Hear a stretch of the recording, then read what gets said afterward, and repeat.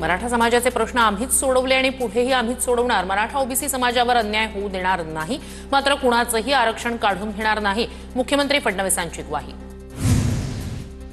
जरांगेंनंतर राष्ट्रीय ओबीसी महासंघाचंही 30 ऑगस्टपासून नागपुरात साखळी उपोषण। जरांगेंसमोर सरकार झुकणार का याकडे आम्ही लक्ष ठेवून गरज पडल्यास मुंबईकडे कूच करणार, तायवाडेंचा इशारा। 4 सत्ताधारी आमदारांचा जरांगेंच्या आंदोलनाला पाठिंबा। प्रकाश सोळंके, विलास भुमरे, विजयसिंह पंडित जरांगेंसोबत, तर विरोधी पक्षाच्या 3 खासदारांचा आणि 2 आमदारांचाही जरांगेंना पाठिंबा। आंदोलकांना त्रास झाला तर राज्यात चाक फिरू देणार नाही, जरांगेंचा इशारा। आंदोलनाचे 7 टप्पे असतील आणि लोकशाही मार्गाने आंदोलन होणार, जरांगेंचा एल्गार। गोळ्या घातल्या तरी मागे हटणार नाही, आझाद मैदानावर आजपासून उपोषण सुरू। जरांगे बेमुदत आंदोलनावर ठाम।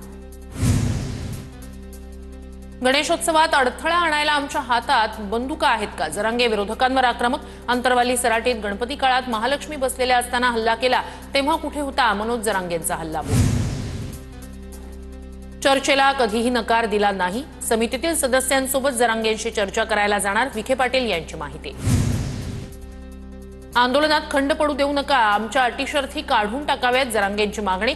तर आरक्षण देऊन फडणवीसांनी मिळालेल्या संधीचं सोनं करावं, जरांगेंचं आवाहन। जरांगेंच्या मागण्या न्यायालयीन भाग यावर भाष्य करणं योग्य नाही, वरिष्ठ पातळीवर चर्चा सुरू। जरांगेंच्या मागण्यांकडे सरकार गांभीर्यानं पाहत आहे, संजय शिरसाट यांची प्रतिक्रिया।